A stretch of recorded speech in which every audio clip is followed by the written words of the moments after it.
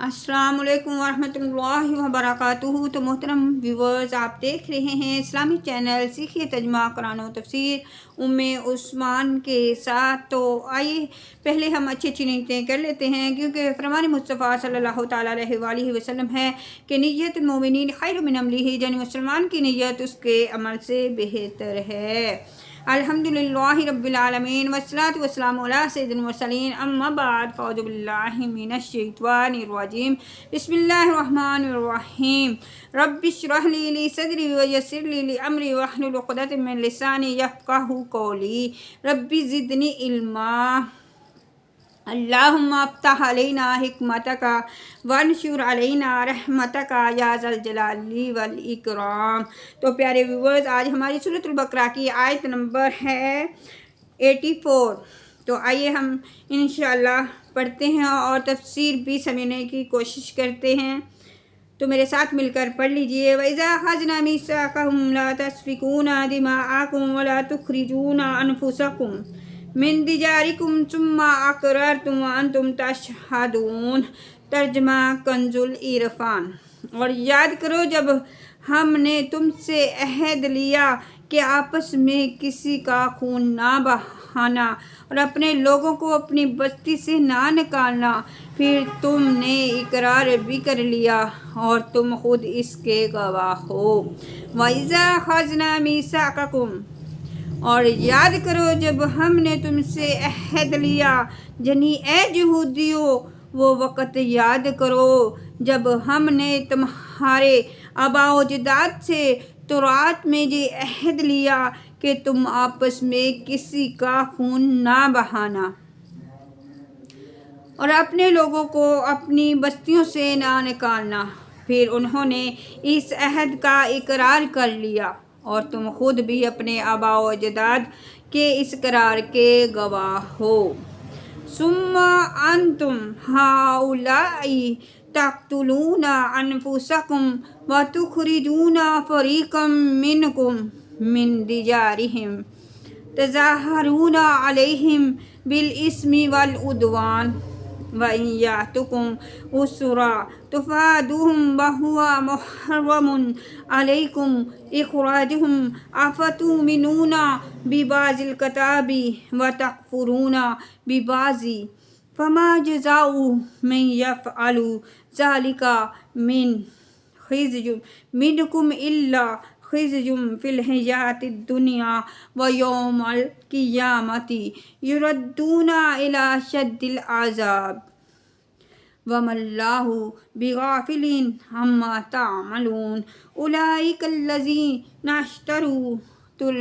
नश्तरुल हयातद दुनिया बिल आखिरति वला युख़फ़फ़ु अन्हुमुल अज़ाब वला हुम युनसरून। तर्जमा कंजुल इरफ़ान। फिर ये तुम ही हो जो अपने लोगों को कत्ल भी करने लगे और अपने में से एक गिरोह को इनके वतन से भी निकालने लगे। तुम इनके खिलाफ गुनाह और ज़्यादती के कामों में मदद भी करते हो, और अगर वो कैदी होकर तुम्हारे पास आएँ तो तुम मुआवजा देकर इन्हें छुड़ा लेते हो, हालांकि तुम्हारे ऊपर तो इनको निकालना ही हराम है।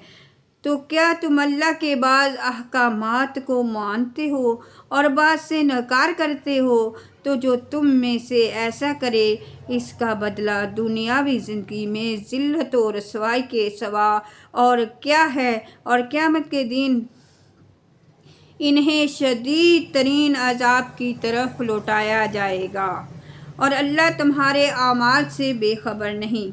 यही वो लोग हैं जिन्होंने आखिरत के बदले दुनिया की ज़िंदगी ख़रीद ली, तो इनसे ना तो अज़ाब हल्का किया जाएगा और ना इनकी मदद की जाएगी। सुम्मा अंतुम हाउलाई, फिर ये जो तुम हो। इस आयत में हजूर पुर नूर सल्लल्लाहु ताला अलैहि व आलिहि वसल्लम के मुक़द्दस ज़माने में मौजूद यहूदियों के अजीबो गरीब तर्ज़ अमल का बयान है। इसका पस मंज़र ये है کہ تورات میں بنی اسرائیل کو 3 حکم دیے گئے تھے۔ نمبر 1، ایک دوسرے کو قتل نہ کرنا۔ نمبر 2، ایک دوسرے کو جلا وطن نہ کرنا۔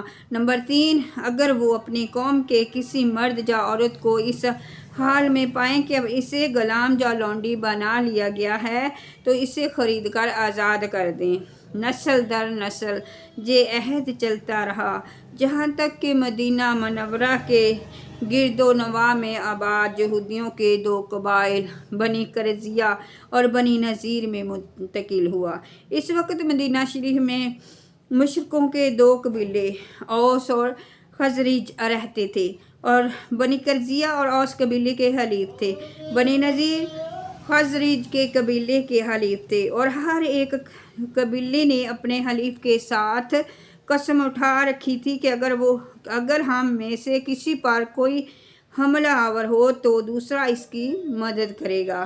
جب اوس اور خزرج کے درمیان جنگ ہوتی تو بنی قریظہ اوس کی اور بنی نذیر خزرج کی مدد کے لیے آتے تھے اور اپنے حلیف کے ساتھ ہو کر آپس میں ایک دوسرے پر تلوار چلاتے اور بنی قریظہ اور بنی نذیر وہ بنی قریظہ کو قتل کرتے، ان کے گھر ویران کر دیتے اور انہیں ان کی رہائش گاہوں سے نکال دیتے تھے۔ لیکن جب ان کی قوم کے لوگوں کو ان کے حلیف قید کر لیتے تو وہ ان کو مال دے کر چھڑا بھی لیتے تھے۔ مثلاً اگر بنی نذیر کا کوئی شخص اوس قبیلے کے ہاتھ میں گرفتار ہوتا تو بنی قریظہ اوس قبیلے کو مالی معاوضہ دے کر اس کو چھڑا لیتے، حالانکہ اگر وہی شخص لڑائی کے وقت ان کے ہاتھ آ جاتا تو وہ اسے قتل کر دیتے۔ لوگوں نے ان سے کہا کہ تم بھی عجیب لوگ ہو کہ ایک دوسرے کو قتل بھی کرتے ہو اور فدیہ دے کر چھڑا بھی لیتے ہو۔ یہودیوں نے کہا، ہمیں تورات میں یہ حکم اللہ تعالیٰ نے دیا ہے کہ ہم اپنے قیدیوں کو فدیہ دے کر چھڑا لیں۔ اس پر ان سے کہا گیا کہ پھر تم ایک دوسرے کا قتل کیوں کرتے ہو، حالانکہ تورات میں تمہیں اس چیز سے بھی منع کیا گیا ہے۔ تو یہودیوں نے کہا کہ جنگ کے دوران ایک دوسرے کو قتل کرنے سے اگرچہ ہمارا اللہ تعالیٰ کے ساتھ کیا ہوا عہد ٹوٹ جاتا ہے، لیکن ہمیں اس بات سے شرم آتی ہے کہ ہمارا حلیف ذلیل ہوں، کیونکہ اگر ہم نے ایک دوسرے کو قتل اور جلا وطن نہ کیا تو اس میں ہمارے حلیفوں کی ذلت ہے، اور چونکہ فدیہ دے کر چھڑا لینے میں ان کی ذلت نہیں ہے اس لیے ہم اس عہد کو پورا کر دیتے ہیں۔ یہودیوں کی اس حرکت پر انہیں اس آیت میں ملامت کی جا رہی ہے کہ جب تم نے اپنوں کی خون ریزی نہ کرنے اور ان کی بستیوں سے نہ نکالنے اور ان کے اسیروں کو چھڑانے کا عہد کیا تھا، یعنی قیدیوں کو چھڑانے کا عہد کیا تھا، تو یہ کیا دو رنگی ہے کہ تم ایک دوسرے کو قتل اور جلا وطن کرنے میں تو ہرگز دریغ نہیں کرتے، اور جب کوئی گرفتار ہو جائے تو اسے فدیہ دے کر چھڑا لیتے ہو، اور جن باتوں کا تم نے عہد کیا تھا ان میں سے کچھ باتوں کو ماننا اور کچھ کو نہ ماننا کیا معنی رکھتا ہے۔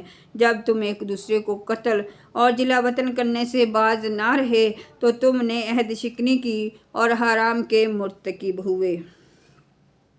آفاتؤمنون ببعض الکتاب، کیا کتاب کے کچھ حصے پر ایمان لاتے ہو اور کچھ کا انکار کر دیتے ہو؟ بنی اسرائیل کا عملی ایمان ناقص تھا کہ کچھ حصے پر عمل کرتے تھے اور کچھ پر نہیں، اور اس پر فرمایا گیا، کیا تم کتاب کے کچھ حصے پر ایمان رکھتے ہو اور کچھ سے انکار کر دیتے ہو؟ اس آیت سے معلوم ہوا کہ شریعت کے تمام احکام پر ایمان لانا فرض ہے اور تمام ضروری احکام پر عمل کرنا بھی ضروری ہے۔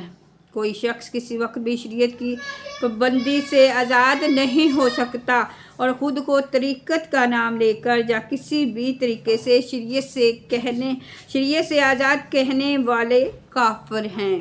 اس کی تفصیل جاننے کے لیے فتویٰ رضیہ کی جلد 21 میں موجود اعلیٰ حضرت رحمۃ اللہ علیہ کی کتاب علماء اور شریعت کے عظمت پر اہل معرفت کا کلام کا مطالعہ فرمائیں۔ یاد رہے کہ عظمت توحید کو ماننا لیکن عظمت رسالت سے انکار کر دینا اسی زمرے میں آتا ہے۔ کیا تم کتاب کے کچھ حصے کو مانتے ہو اور کچھ حصے کا انکار کر دیتے ہو۔ خزیٌ فی الحیاۃ الدنیا، دنیا کی زندگی میں رسوائی۔ بنی اسرائیل کی دنیا میں تو یہ رسوائی ہوئی کہ بنی قرظیہ 3 ہجری میں مارے گئے اور بنی نذیر اس سے پہلے ہی جلا وطن کر دیے گئے۔ اس سے معلوم ہوا کہ کسی کی طرفداری میں دین کی مخالفت کرنا اخروی عذاب کے علاوہ دنیا میں بھی ذلت اور رسوائی کا باعث ہوتا ہے۔ دنیا کے بڑے بڑے معاملات کو اس آیت کے تحت دیکھا جا سکتا ہے۔ نیز یہ بھی معلوم ہوا کہ کبھی گناہوں کی شامت سے دنیاوی آفات بھی آ جاتی ہیں۔ وَمَا اللَّهُ بِغَافِلٍ، اور اللہ غافل نہیں۔ اس آیت میں یہ مفہوم ہے کہ اللہ تعالیٰ تمہارے اعمال سے غافل نہیں۔ ان میں نافرمانیوں کے لیے شدید وعید ہوتی ہے کہ اللہ تعالیٰ فعال سے بے خبر نہیں ہے، تمہاری نافرمانیوں پر شدید عذاب دے گا۔ جنہیں ایسی آیات میں مومنین اور صالحین کے لیے خوشخبری بھی ہوتی ہے کہ انہیں اعمال حسنہ کی بہترین جزا ملے گی۔ وَلَقَدْ آتَيْنَا مُوسَى الْكِتَابَ وَقَفَيْنَا مِن بَعْدِهِ بِالرُّسُلِ وَآتَيْنَا عِيسَى ابْنَ مَرْيَمَ الْبَيِّنَاتِ وَأَيَّدْنَاهُ بِروحِ الْقُدُسِ أَفَكُلَّمَا جَاءَكُمْ رَسُولٌ بِمَا لَا تَهْوَىٰ أَنفُسُكُمُ اسْتَكْبَرْتُمْ فَفَرِيقًا كَذَّبْتُمْ وَفَرِيقًا تَقْتُلُونَ۔ اور بے شک ہم نے موسیٰ کو کتاب عطا کی اور اس کے بعد پے در پے رسول بھیجے، اور ہم نے عیسیٰ بن مریم کو کھلی نشانیاں عطا فرمائیں اور پاک روح کے ذریعے ان کی مدد کی۔ تو اے بنی اسرائیل، کیا تمہارا یہ معمول نہیں ہے کہ جب کبھی تمہارے پاس کوئی رسول ایسے احکام لے کر تشریف لایا جنہیں تمہارے دل پسند نہیں کرتے تھے تو تم تکبر کرتے تھے، اور پھر ان انبیاء میں سے ایک گروہ کو تم جھٹلاتے تھے اور ایک گروہ کو شہید کر ڈالتے تھے۔ وَلَقَدْ آتَيْنَا مُوسَى الْكِتَابَ، اور ہم نے موسیٰ کو کتاب دی جہاں سے بنی اسرائیل کو دی گئی مزید نعمتیں بیان کی جا رہی ہیں۔ اس آیت میں کتاب سے تورات مراد ہے جس میں اللہ تعالیٰ کے تمام عہد مذکور تھے۔ ان میں سے سب سے اہم عہد یہ تھے کہ ہر زمانے کے پیغمبروں کی یا رسولوں کی اطاعت کرنا، ان پر ایمان لانا، ان کی تعظیم و توقیر کرنا، جیسا کہ سورہ مائدہ آیت نمبر 21 میں مذکور ہے۔ وَقَفَيْنَا مِن بَعْدِهِ بِالرُّسُلِ، اور اس کے بعد پے در پے رسول بھیجے۔ حضرت موسیٰ علیہ السلام کے زمانے سے حضرت عیسیٰ علیہ السلام تک متواتر انبیاء کرام علیہم السلام آتے رہے۔ ان کی تعداد 4000 بیان کی۔ یہ سب حضرات حضرت موسیٰ علیہ السلام کی شریعت کے محافظ اور اس کے احکام جاری کرنے والے تھے، اور چونکہ ہمارے آقا خاتم الانبیاء صلی اللہ تعالیٰ علیہ وسلم کے بعد نبوت کسی کو نہیں مل سکتی، اس لیے شریعت محمدیہ کی حفاظت اور ارشاد کی خدمت علماء ربانی اور مجددین کو عطا کی گئی۔ وَآتَيْنَا عیسیٰ ابن مریم البینات، عیسیٰ بن مریم کو ہم نے نشانیاں دیں۔ ان نشانیوں سے مراد حضرت عیسیٰ علیہ السلام کے معجزات ہیں، جیسے مردوں کو زندہ کرنا، اندھوں اور برس والوں کو صحت دینا، پرندوں کی صورتوں میں جان ڈال دینا، غیب کی خبریں دینا وغیرہ، جیسا کہ سورۃ آل عمران آیت 49 میں ہے۔ وَأَيَّدْنَاهُ بِروحِ الْقُدُسِ، اور پاک روح کے ذریعے اس کی مدد کی۔ روح القدس یعنی حضرت جبریل علیہ السلام مراد ہیں کہ وہ روحانی ہیں اور ایسی وحی لاتے ہیں جس سے دلوں کو حیات یعنی زندگی ملتی ہے۔ حضرت جبریل علیہ السلام اور حضرت عیسیٰ علیہ السلام کے ساتھ رہنے کا حکم تھا۔ حضرت عیسیٰ علیہ السلام کے آسمان پر اٹھائے جانے تک حضرت جبریل علیہ السلام سفر ہجر میں کبھی آپ سے جدا نہ ہوئے۔